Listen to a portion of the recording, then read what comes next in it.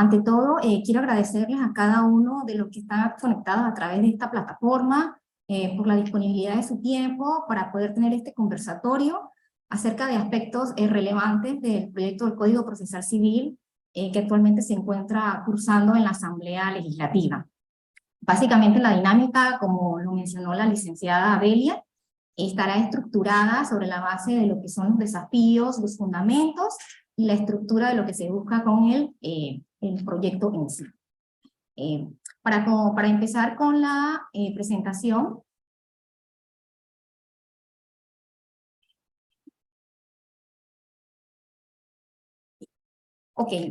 ciertamente para efectos de tener un panorama del tema de los principales objetivos de la reforma, es importante tener presente que el Código Judicial actual, que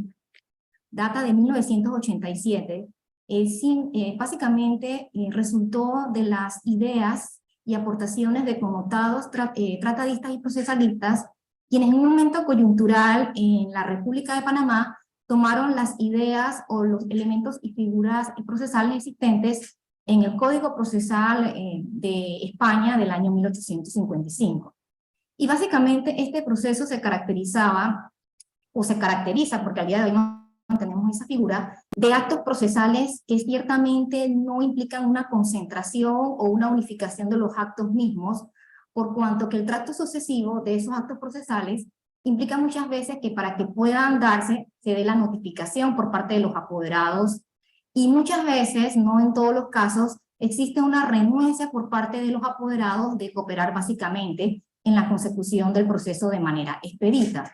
Aunado a ello, también el tema de la escrituralidad propiamente del proceso civil, como lo tenemos consensuado hoy, ha mermado en que se tenga una conceptualización del proceso civil en ser engorroso, en ser muy largo en cuanto a la prolongación de tiempo para la consecución de los actos procesales, y porque ciertamente no existe una intermediación del juez con las partes y con la teoría del proceso.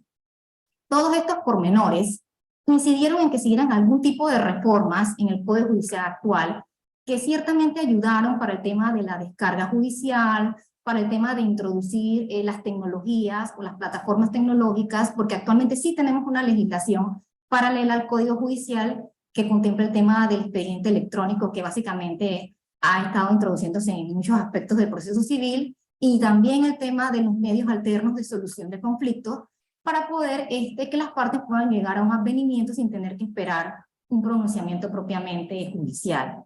No obstante, todas estas situaciones, aún así, no dieron base o no han dado una respuesta consona para poder tener, digamos, una aminoración del tema de la carga judicial. Y ya para entonces, distintos procesalistas en el ámbito iberoamericano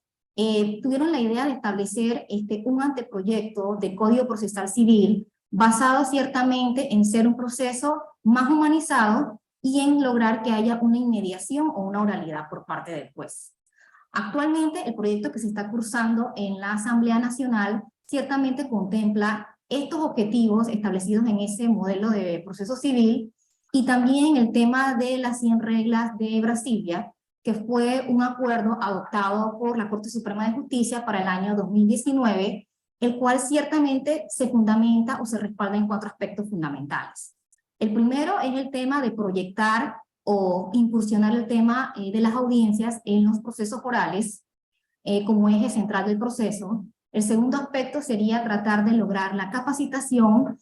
y la humanización por parte de los operadores de justicia, y obviamente también el personal que forma parte del tribunal con respecto a las personas que se encuentran en algún tema de vulneración de derechos, llámense parte, los testigos, y también en el tema de la reconceptualización del rol del juez en el proceso. Aunado a ello, también está el tema de las famosas TICs o plataformas tecnológicas para efecto de lograr esa inmediación y oralidad que se busca en el proceso, pero sí que eso implique algún tema de vulneración o derecho con respecto a las partes y demás intervinientes dentro del proceso. También se busca mejorar el tema de la calidad de la prueba obtenida, el tema del debido proceso y la expansión del derecho procesal y la jurisprudencia, que ciertamente es el rol que debe desarrollar el Tribunal de Casación, específicamente la Sala Primera, para efecto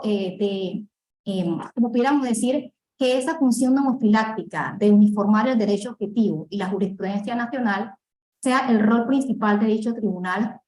sin perder de vista, obviamente, el tema del recurso en sí utilizado para resarcir cualquier agravio inferido a las partes por razón de la resolución que se recurra. Pero lo que se busca en ese sentido es, a través de esa jurisprudencia, que ciertamente se pueda cambiar la línea jurisprudencial cuando obviamente en el marco del tiempo ya no es factible mantener un criterio que por lo menos hace 2 o 3 años pudiera ser prudente para resolver un conflicto entre las partes. También el proyecto en sí, como han tenido tal vez algunas oportunidades de verlo, está tratado de redactar a través de títulos y subtítulos, de manera que el usuario, sea llámese el abogado o llámese la propia persona que se apersona a un tribunal para saber el estatus de su proceso, pueda obviamente entender de qué en sí corresponde cada una de las etapas procesales. También si está previsto dentro del proyecto el tema de la duración de los procesos en términos razonables por el tema de las audiencias para tratar de evitar que el proceso se dé en multiplicidad de actos procesales y se pueda concentrar el mismo a través de las audiencias, de manera que al estar las partes puedan estar debidamente notificadas del acto que sigue posteriormente. Otro de los principales objetivos está también el tema de la incorporación de las nuevas tecnologías, como les mencioné, y la desjudiciación de ciertos procesos. En este aspecto, la desjudiciación de ciertos procesos tiene que ver también con la figura del patrocinio legal gratuito.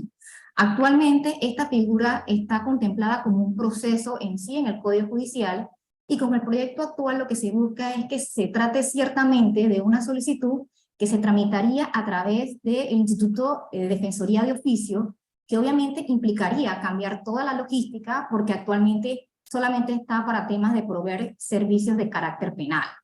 En este sentido, al darle la batuta al Instituto de Defensoría de Oficio para poder llevar estos procesos, o más bien estas solicitudes de personas que no tengan los recursos, ya sea para poder entablar una causa o para defenderse de un proceso, implicaría que solamente la participación del juez se daría puntualmente si obviamente se llega a acreditar dentro del proceso que la persona que pidió ese tipo de amparo de pobreza, perdón, o ese tipo de auxilio, ya no tenga la condición y obviamente pueda pagar los servicios de un apoderado judicial. Y también en ese aspecto de la desjudiciación de ciertos procesos, estaríamos también con el tema del proceso de defienda y amojonamiento, que actualmente lo tenemos como un proceso de por sí contencioso, pero que en el mismo proyecto en sí se busca sacarlo de la esfera judicial para que el mismo sea tramitado en principio administrativamente, pero si existe una oposición por parte de alguna de las personas afectadas en el predio, por parte de unos comuneros, entonces pueda darse la participación por parte de un juez y obviamente ya entonces el expediente pasaría propiamente a la esfera judicial. En lo que respecta a las reformas a nivel latinoamericano, Panamá ciertamente ha abordado el modelo del primer grupo, que es básicamente la introducción del proceso en audiencias de manera generalizada. Y en este sentido, el cambio de paradigma está en instituir un proceso específicamente que está enfocado en que el proceso ordinario que actualmente conocemos en la actualidad sea sustituido por un proceso verbal. Obviamente, como han establecido muchos tratadistas en el tema de la oralidad, no va a ser la panacea o la respuesta final para poder resolver la efectividad del proceso, pero sí se ve como una alternativa tendiente a poder alcanzar ese tema de oralidad y mediación en el juez. ¿Y por qué? Porque hay ciertamente factores externos que golpean al proceso y que tiene que ver mucho con el tema del alto nivel de litigiosidad y judicialización que existe en los procesos, aunado también al hecho de que también a veces hay muy poca colaboración, no solamente de algunas autoridades judiciales, no del todo, pero también a veces incluso cooperación de las mismas partes o los apoderados legales en no querer a veces adentrarse a estos temas de presentar sus defensas o presentar sus alegaciones vía oral. Y es entendible porque ciertamente muchos autores dicen, oye, a través del tema de la oralidad, ciertamente se logra la inmediación del juez, entre comillas, pero también no hay que negar que el tema de la escrituralidad le permite a las partes y específicamente a sus apoderados poder tener una mayor argumentación expresiva porque tienes un margen de tiempo para poder entonces pensar o consensuar qué argumentos tú podrías debatir a través de un escrito. Entonces, no podemos negar que no podemos irnos a un proceso estrictamente en oralidad, ni tampoco irnos a un proceso como actualmente lo tenemos estructurado por escrito.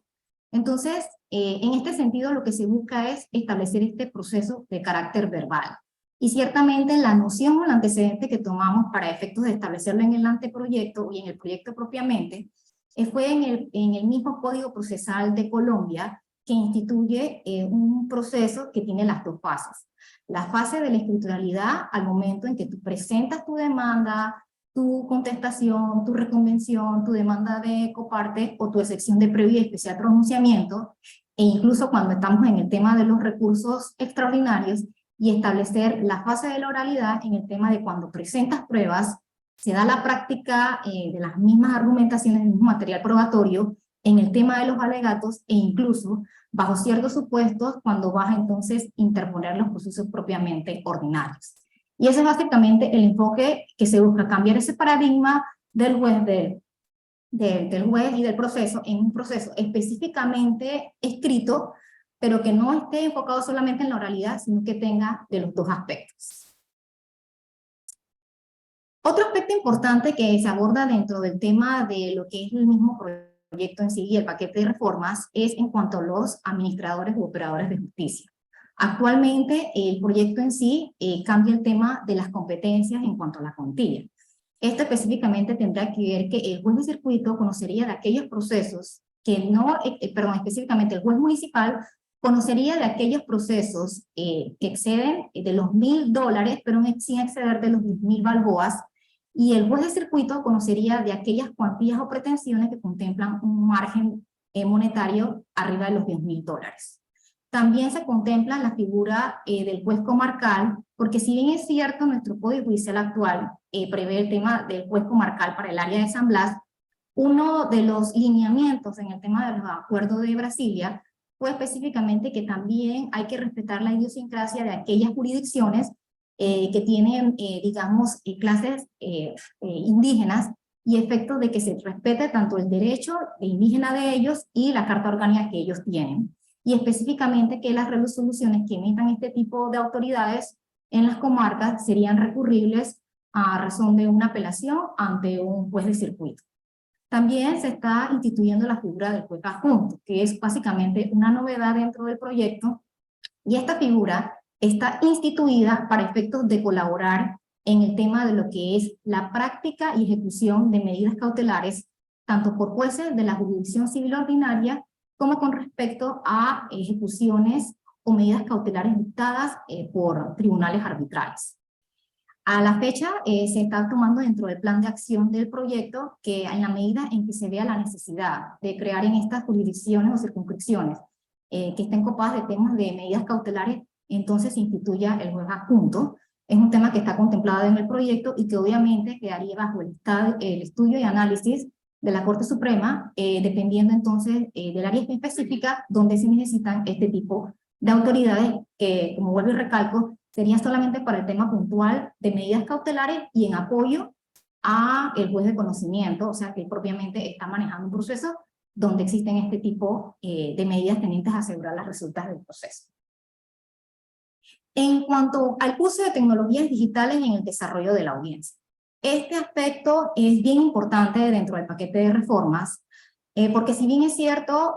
tenemos una ley paralela para el tema del uso de las tecnologías, lo que se busca a través del proyecto es que ya esto no sea algo ajeno al proceso en sí, sino que ya esté contemplado como algo generalizado.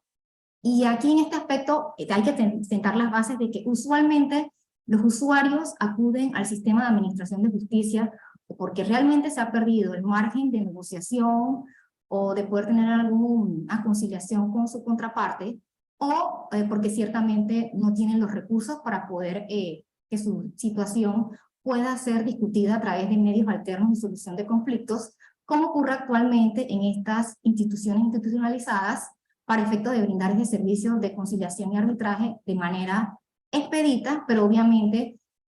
lo que conlleva es que las partes tienen que abonar los gastos del proceso. Entonces, en este sentido, el sistema de administración de justicia no puede ser ajeno ni puede quedarse obsoleto al tema de las plataformas tecnológicas ni las herramientas que actualmente se están dando en ese sentido.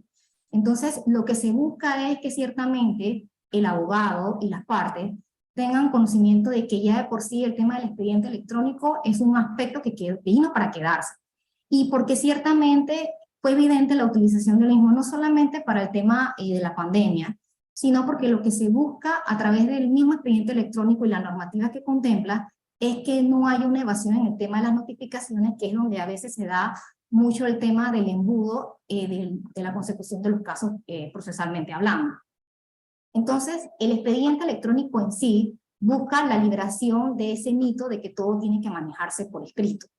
Y actualmente lo que se busca es que si bien las partes pueden presentar su documentación vía digital, sí se establece por ahora la condición de que esa documentación debe ser presentada ante el RUE en un periodo expedito de 5 días para efecto de acreditar que específicamente esa documentación se dio para abonarla dentro del expediente electrónico.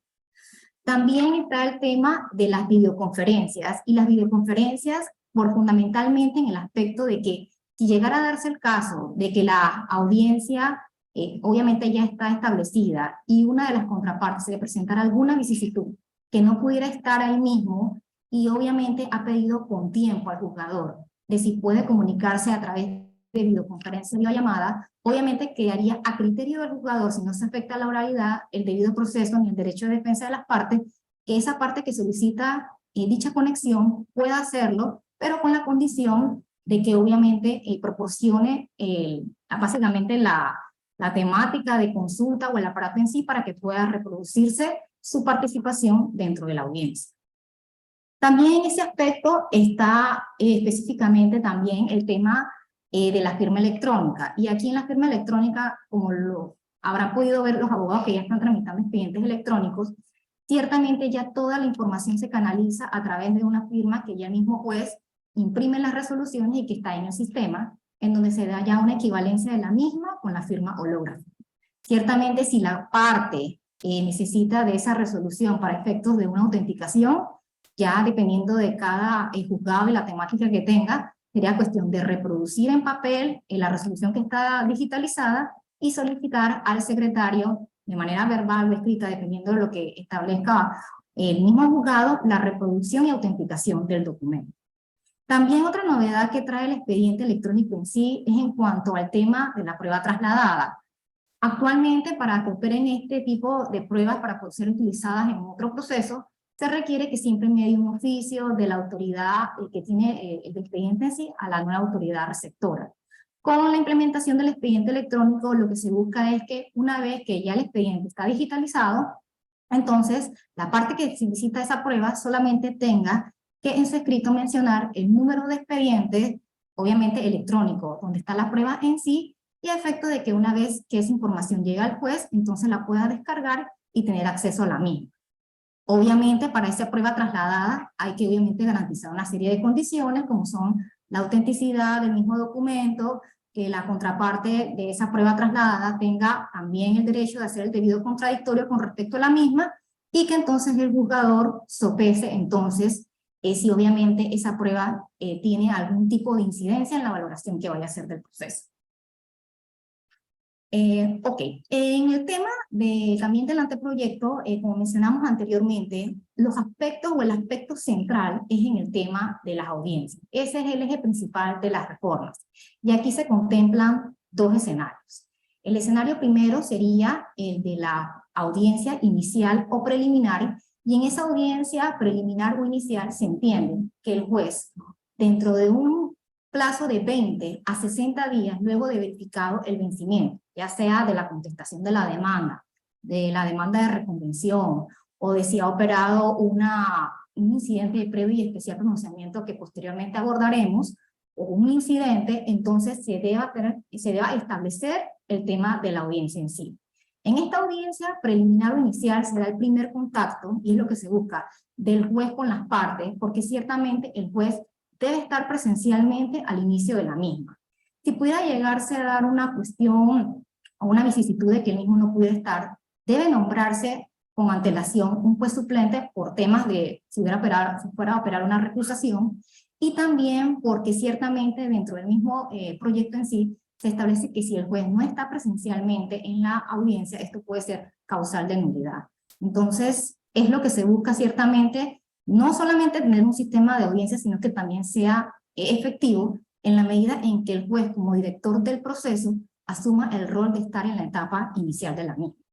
Una vez que se ha establecido la fecha y hora para el desarrollo de la audiencia, se procura por parte del juzgador tratar de conciliar o obviamente de ver si existe la viabilidad de que las partes puedan llegar a una mediación, a una conciliación, sin que esto conlleve a que se pueda entender que el juzgador está estableciendo pautas previamente preestablecidas para que el caso salga de la jurisdicción propiamente ordinaria. No, es solamente que se le busca que él principalmente establezca el marco de que las partes puedan llegar a una negociación en aquellos casos en donde obviamente pueda prosperar. Si ciertamente no existe ese margen de negociación o realmente existen hechos controvertidos donde las partes no llegan a un acuerdo, obviamente la audiencia inicial o preliminar debe continuar, y en este sentido se le da a cada una de las partes el derecho para exponer sus hechos controvertidos y las pruebas que obviamente van a presentar para abono de su pretensión o de su defensa. Las pruebas en sí pueden ser presentadas inicialmente cuando se trata de estos procesos verbales, ya sea en la misma demanda, contestación de la demanda, en las sesiones de previo y especial pronunciamiento, o pueden ser presentadas en la misma audiencia. Distinto cuando opera un proceso verbal sumario, que más adelante trataremos de usar a grosso modo, es si las pruebas tienen que ser incorporadas inicialmente en estos actos de proposición, no pueden hacerlo durante la audiencia inicial o preliminar. Entonces, una vez que ya el juez tiene el panorama con respecto a los hechos controvertidos y a las pruebas, si hubiera el caso de que se presenta una prueba pericial, se entiende que el juez debe establecer el marco para que la misma sea practicada y evacuada en un término de 20 días antes de la fecha para establecer o para que se dé la fase de la audiencia final o la fase esta del acta de juzgamiento del proceso en sí. Y si hay obviamente también una inspección judicial, también hay que sopesar el tema de cuándo establecer la fecha de la audiencia final. Si llegara a darse el caso de que no existen pruebas que aducir por las partes y por específicamente una cuestión de derecho, entonces se da la potestad al juez de que en la misma audiencia preliminar pueda convocar a las partes a que presenten sus alegaciones por un espacio cada una. Luego de transcurrido ese tema de alegaciones, entonces se pasaría al tema de que el juez, si considera que están las condiciones de poder emitir un fallo en el acto, lo pueda hacer, o incluso se pueda acoger a un tema de un receso de la audiencia no mayor de 2 horas, y si considera obviamente que el caso resulta muy complejo, entonces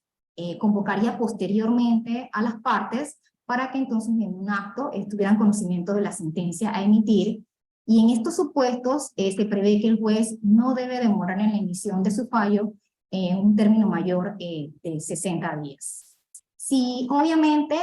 se da este tema de la audiencia inicial o preliminar, y ciertamente un tema de que hay práctica de pruebas, hay 4 supuestos que se contemplarían para poder llegar a la segunda fase. El primero sería básicamente establecer el objeto del proceso o la teoría del caso, los hechos controvertidos, las pruebas que haya que evacuar y la fecha de la prueba, la fecha de la prueba del acta final o de juzgamiento.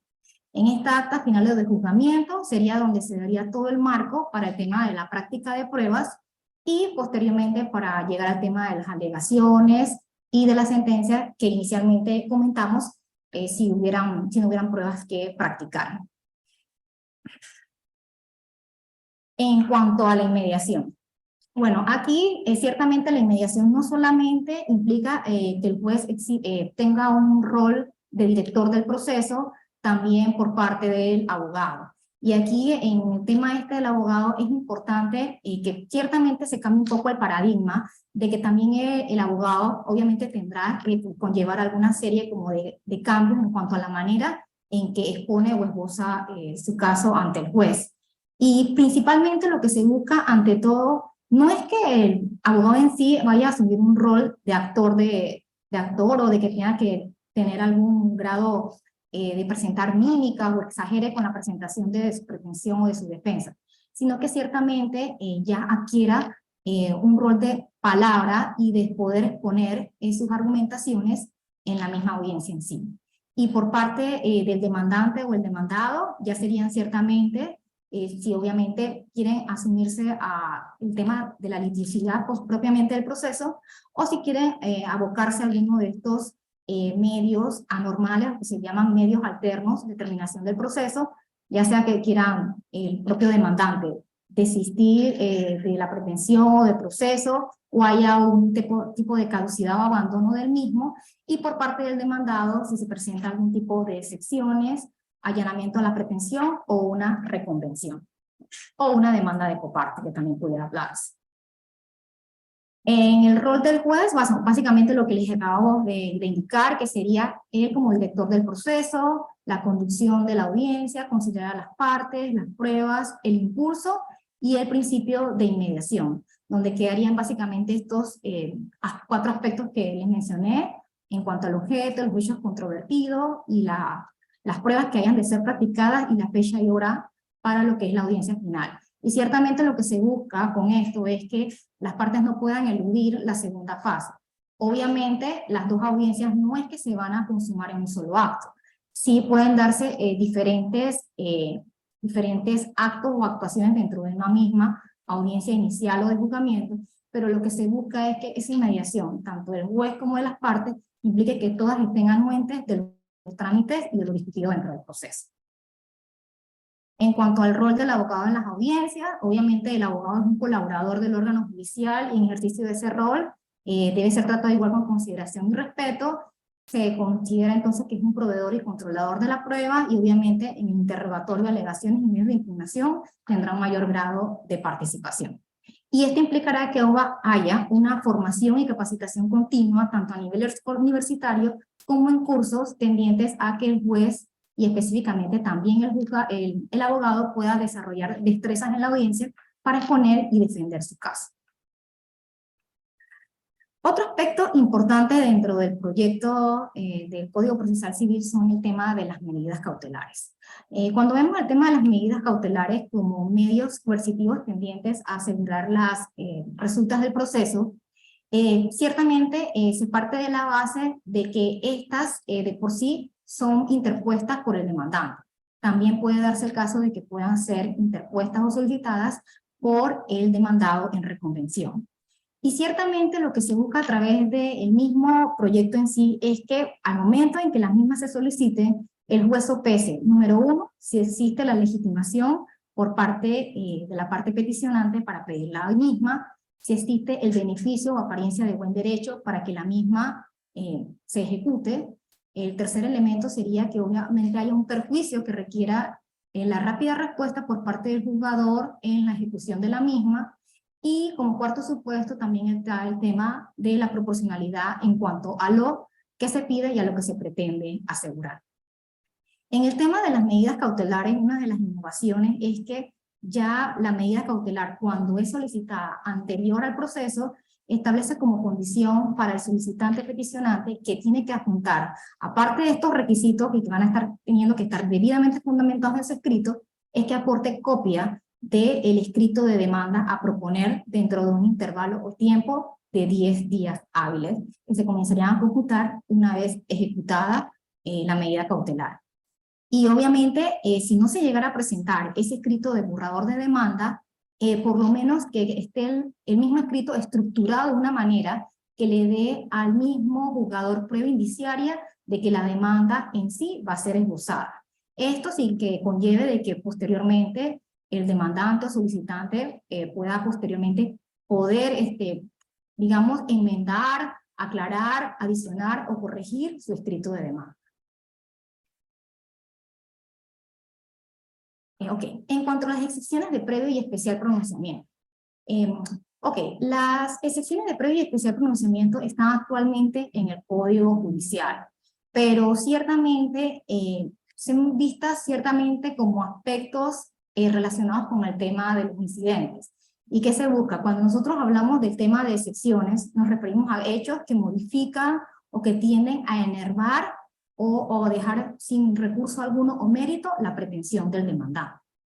Y lo que se ha visto a través de los estudios que se han realizado para el tema de las reformas, es que si bien estas excepciones de manera general no solamente pueden ser alegadas en el escrito de contestación de demanda, a través de alegaciones o a través de recursos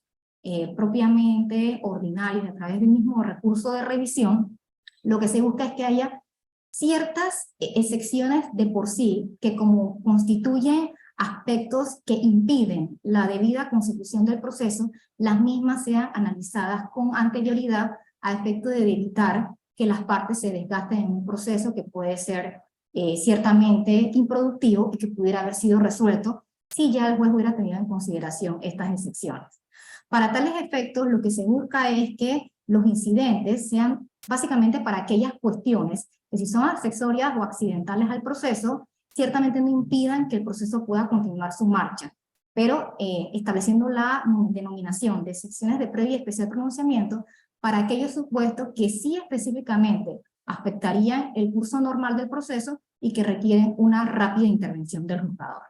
Estas estarían básicamente estructuradas en lo que es la cosa juzgada, la falta de legitimación activa o pasiva, la extinción de la pretensión por caducidad de la instancia, la transacción judicial, el desistimiento de la pretensión y la existencia de una cláusula compromisoria o arbitral.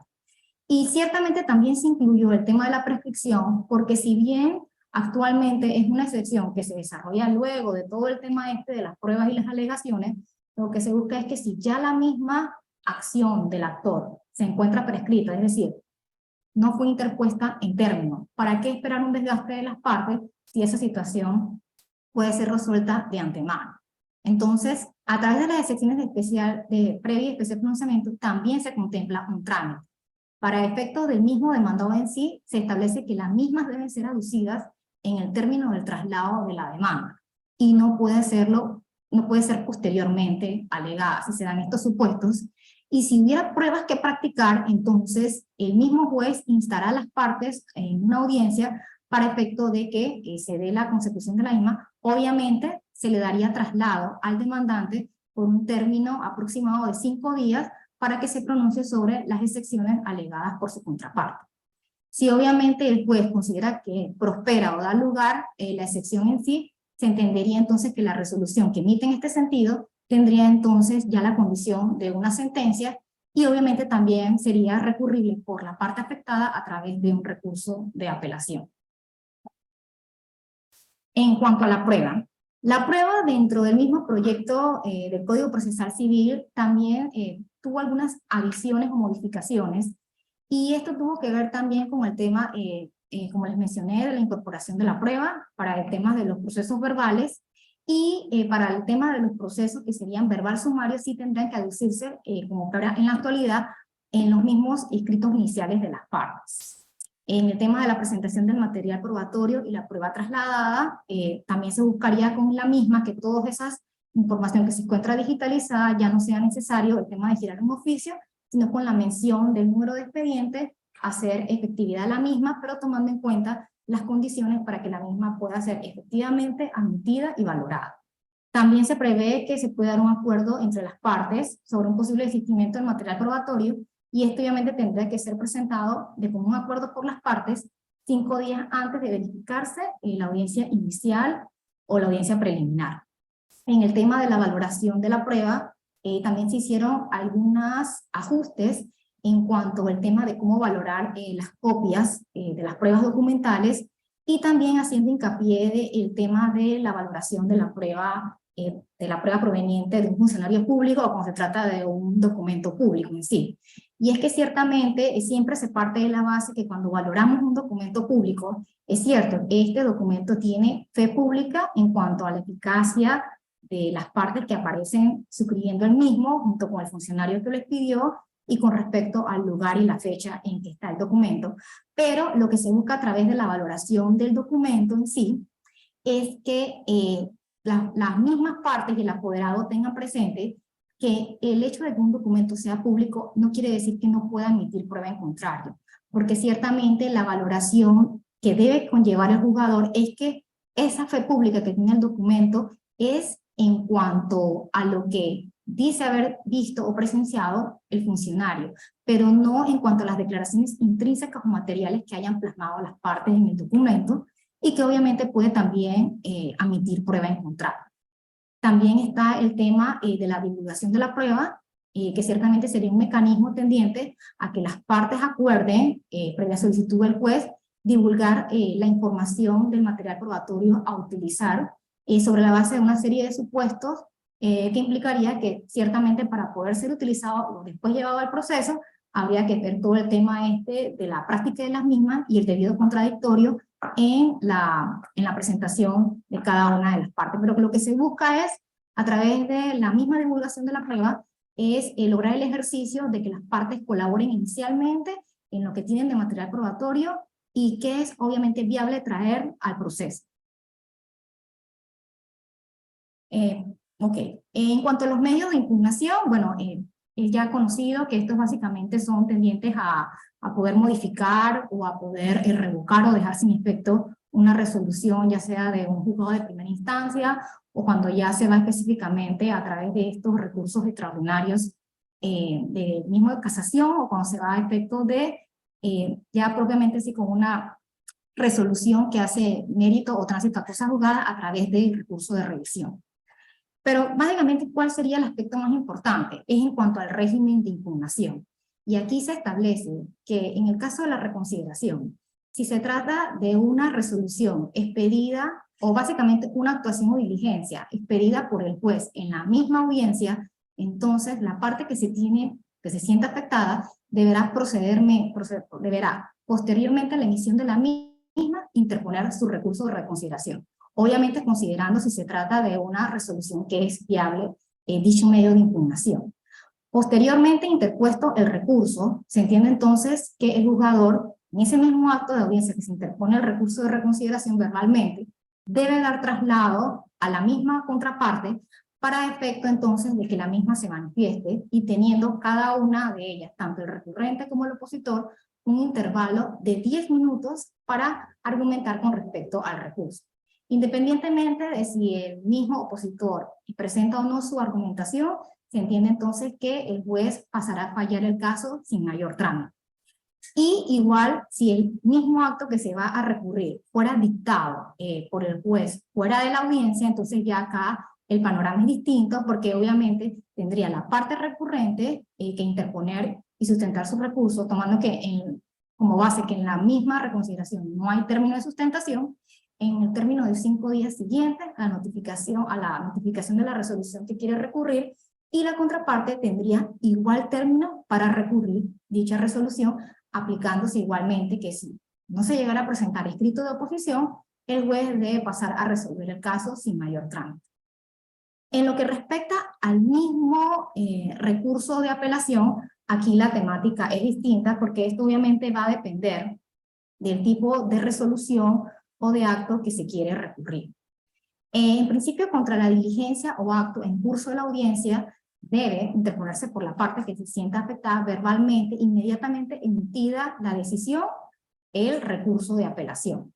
Si obviamente la resolución fuera emitida fuera de la audiencia, entonces la interposición prosperaría dentro de los 5 días siguientes. Y así el margen continuo o siguiente sería la sustentación del mismo dentro de los 5 días, y una vez que vencen esos 5 días, el opositor tendría 5 días para presentar su réplica, obviamente si está notificado y la resolución se dio fuera de la audiencia. Pero aquí el aspecto a destacar es si en la misma actuación que se quiere recurrir se da en la misma audiencia. Y esto básicamente operaría para aquellos actos, providencias que no admitieran recurso de reconsideración y que la parte se siente afectada y debe interponer su recurso de apelación. Bueno, en esta eventualidad se entiende que igualmente, si se da el caso de que se interpone el recurso de apelación verbalmente, posteriormente entonces se le da un margen de tiempo para que entonces el recurrente sustente y posteriormente el opositor manifieste su oposición con respecto al mismo recurso. Esto, para estar claro, solamente operaría para el caso de lo que son autos y providencias. Si ya es en sí el tema de la sentencia, se entiende que en principio el juez debe reservarse o preferir la emisión de la resolución fuera de la audiencia, pero si no fuera posible, igualmente opera el tema de que tengo mis 5 días que interpongo ahí mismo en la audiencia y posteriormente mis 5 días para, mis 5 días para sustentar, porque ya obviamente la interpuse en la misma audiencia. En cuanto al examen preliminar o saneamiento que debe realizar el tribunal en segunda instancia, bueno, en este aspecto se busca que también haya un grado participativo del Tribunal de Apelaciones en materia de ver si específicamente el recurso fue interpuesto en término, si obviamente la misma resolución en sí es recurrible por el mismo medio de impugnación, y también está el tema de las pruebas que se vayan a hacer valer en segunda instancia. Actualmente el proyecto lo que está tratando de adecuar es que exista un carácter restrictivo en cuanto a las pruebas, es decir, que no se pueda dar todo el material probatorio en segunda instancia, como actualmente lo tenemos usado, de que son las pruebas que no se hayan podido practicar, si no operó negligencia o si oportunamente la parte lo pidió al tribunal. Pero ciertamente, como está obviamente esbozado, pareciera que pudiera dar chance a que se pudiera presentar todo el material probatorio, porque le da la condición o la prerrogativa al Tribunal Superior de que ellos puedan ciertamente determinar sobre la base del mismo recurso ensayado si, cuál sería el material probatorio para poder entonces que se surta al alzado. Entonces, como obviamente estamos en un tema de revisión del proyecto, sí sería importante conocer,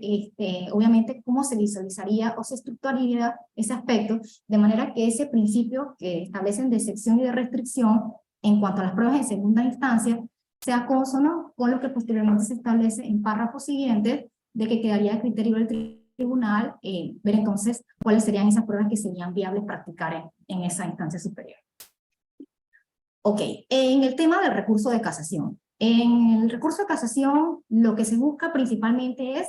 acoger el tema de la función homofiláctica del recurso en sí y establecer como algunos de sus requisitos de admisibilidad, que también exista una carencia manifiesta del recurso, porque ya obviamente también existieron otros criterios que desestimaron el recurso en sí.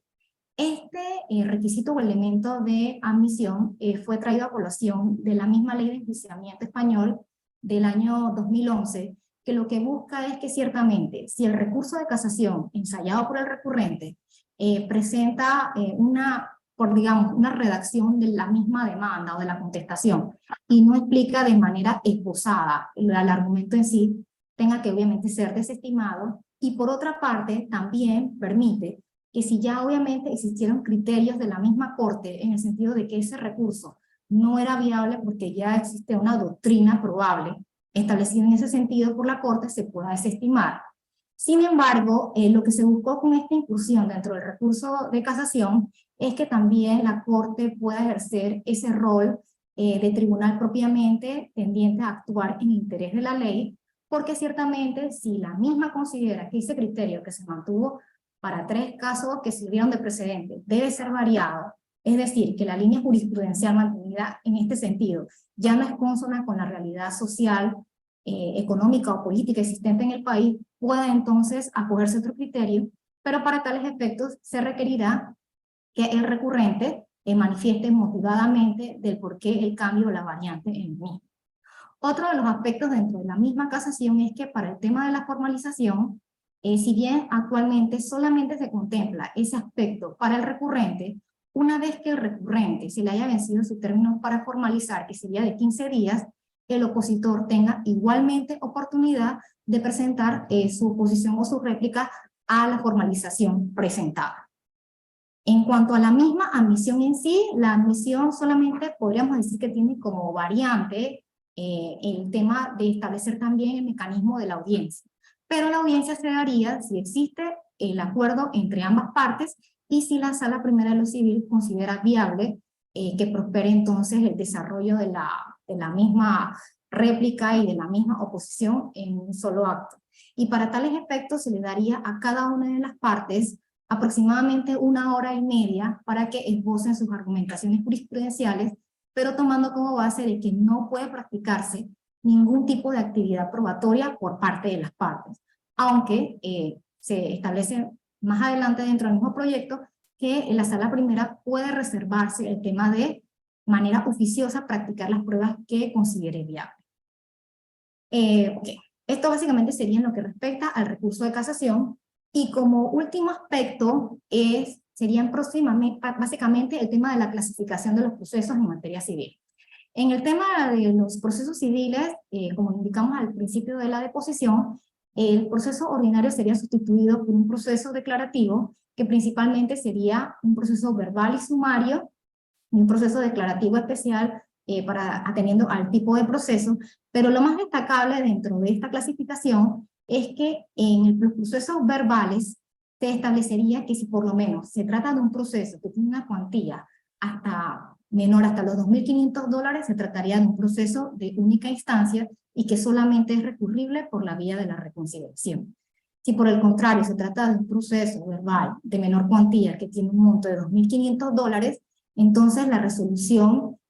obviamente en estado de apelación, sería ya la última condición y ya no admitiría recurso alguno. Y esto básicamente se trajo también a colación de otros tipos de jurisdicciones para efectos de que procesos que tienen una cuantía ínfima puedan ser resueltos ya sea en única instancia o a través de un recurso de apelación solamente. En lo que respecta a los procesos declarativos especiales, tendríamos el tema de la expropiación, el deslinde y amojonamiento, las sentencias, laudos y comisiones en el exterior, los procesos de jurisdicción voluntaria, el proceso de sucesión y los procesos ejecutivos. La temática ciertamente en todo el tema de las reformas es que ciertamente con cada uno de ellos se contempló como un marco general, es que siempre el tema de la contestación de la demanda en principio será de 10 días. Pero obviamente el panorama cambia cuando es un proceso verbal sumario, porque las pruebas de material probatorio tendrán que ser incluidos dentro de los mismos actos iniciales del proceso, y que en este tipo de procesos no es admisible ningún tipo de reconvención, tampoco es admisible presentar algún tipo de recusación, sino que la misma se presenta antes del tema establecido para la fecha de la audiencia. Y así, a grosso modo, estas serían las adecuaciones o las reformas que en sí contempla el proyecto. Ciertamente, lo que se busca a través de la misma redacción del proyecto en sí es que exista una colaboración tanto del administrador de justicia como las partes. De nada sirve tener un proyecto o una visión, una idea de cómo puede ser más efectivo el proceso si no existe una colaboración y compromiso de las partes. Entendemos que existe un alto nivel de litigiosidad, no solamente en lo que respecta a la misma jurisdicción o sistema de justicia en sí, sino también a través de la misma esfera privada con los medios alternos de solución de conflictos. Y lo que se busca es que el usuario, específicamente la persona que somete a su consideración una pretensión o una petición ante el juez, en primera instancia tenga un proyecto o un código procesal civil que sea entendible hasta por un pasante o estudiante de derecho, que realmente pueda enfocar a través de lo que quiera documentar o la información que necesite en el mismo documento, poder revisar la información. Y ciertamente se busca también crear o cambiar ese paradigma de las partes intervinientes en el proceso, sea juez o sea el apoderado. Y en la medida en que se busque ese cambio de visión, creo que realmente el proyecto puede tener validez y productividad y puede ser beneficioso para todos. Eso ciertamente serían las pautas del proyecto. Si tienen alguna pregunta o interrogante, estoy a la orden. Y bueno, muchas gracias por su disponibilidad de tiempo y también por haberse mantenido conectados. Saludos.